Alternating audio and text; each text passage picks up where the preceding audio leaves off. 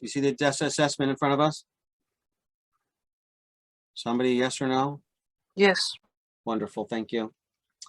So this assessment is something that the DOE is putting out there, and they are asking teachers to fill it out for each of their children in their class.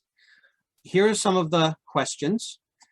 It's very difficult, to be honest, to try when people ask you, well, what should I do about this, or what do you think about that? It's really difficult to not do a knee-jerk reaction one way or the other. If you really want to take time to make an informed decision, there's a lot of work that goes into that. So I did speak to a number of professionals, and I did speak to parents and other individuals, and all I can say is what I heard and the decision that I'm making for my child, and let you know what options you have for your child, so you can make an informed decision based upon everything that you hear.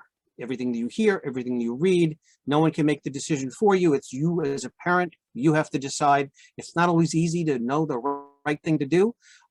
So I'm just sharing my thought processes. And this is my thought processes both as your PTO president and also as a parent elected CEC member, because the CEC took this up and the CEC issued a resolution, and I'm going to share both of those things with you over the next few minutes. So if you look at these questions, these are some of the questions that are on this DESSA, and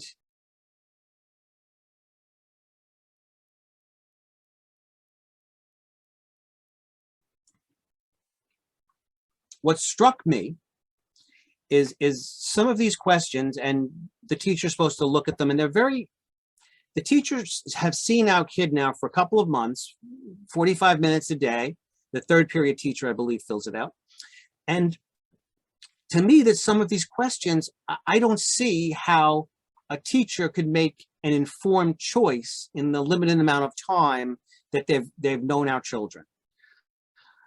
Of course, ideally, it's the children that are struggling, that need the most help, that will jump out. So for example, if I always use my poor daughter, Morgan, she tells me, don't rat her out, don't use her name, but I'm sorry, Morgan, that's just your fate.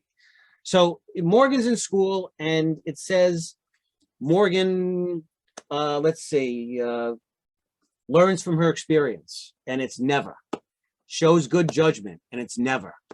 Handles his or her belongings with care, and it's never or rarely. And she's getting all of these negative, she's doing all these negative behaviors, right? I trust our great teachers not to need this DESSA assessment and not to wait for a checklist to pick up a phone or write an email to contact Kim and I to discuss what's going on. That's what I expect would happen in our school, and that's what I expect most of the teachers in the DOE would do without needing this checklist. So the question then becomes, what happens, and this is the question in my mind, and this is just my thought process. Again, everyone has to make their own decision. What happens to all of this information? I mean, this is a snapshot of my daughter, and let's say that my daughter's struggling with some of these issues. Why do I want that information going to a third-party vendor, getting sent to the DOE to be stored we don't know where, for how long we don't know? It just, to me, that there's too much uncertainty involved, and because of that, Kim and I decided that we would opt out of the DESSA assessment. If you would like to opt out of the DESSA assessment, all you have to do is type an email to Carla Palumbo at schools.newyorkcity.gov. Tell her that my child such and such doesn't want to do the assessment, and she won't have the assessment done. Again, that's all up to you. It's your decision. The CEC had 3 questions that we put forth that we had issues with. CEC had 3 asks concerning the DESSA, and it's up here now. And we just asked that The DOE disclose immediately the full roster of questions.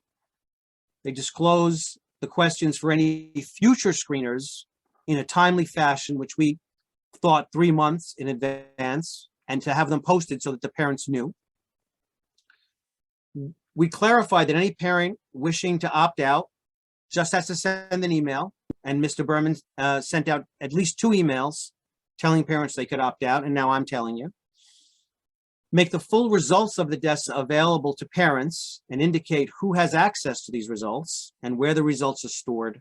Allow parents to remove the screener from their child's record at any time, and reduce the number of questions on future screeners, enabling teachers to provide more thoughtful and relevant answers. These are just, some of this is just common sense kind of things. These kinds of, the necessity with these kind of assessments, it's certainly there. Our kids, like all middle school kids, especially kids that are studying for the SHSAT and have these pressures of COVID, they're under some stress. I just don't think that a checklist is really the best way to go about ascertaining the amount of stress and the best things to do about that stress. The best things would be to keep it within the school community, between the teacher, the parent, the guidance counselor, and whatever other support that's available. And there's a lot of support that's available. And this is something that all of us, as individual parents, as individual citizens, as co-workers, we should all kind of know our friends and our families and our co-workers and be cognizant of any changes that might indicate that they're going through a hard time.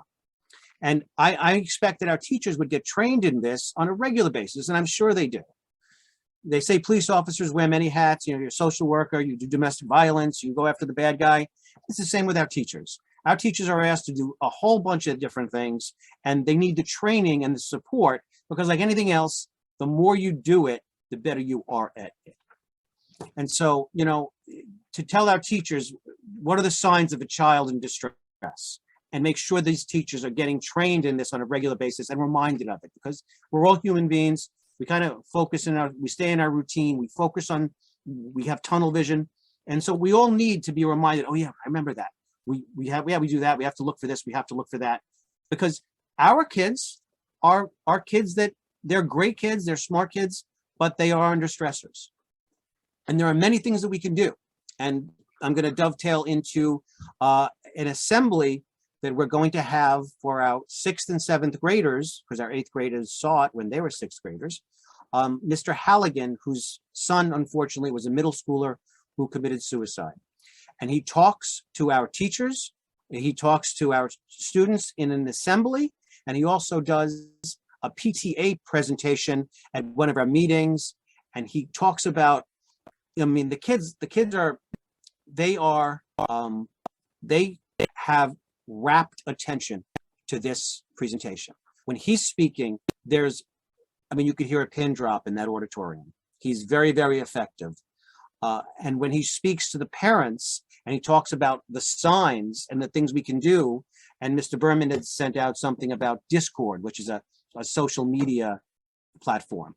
And what Mr. Halligan does is say, listen, here are some of the things we can use, because social media is a big thing driving some of these things that put extra stress on our children.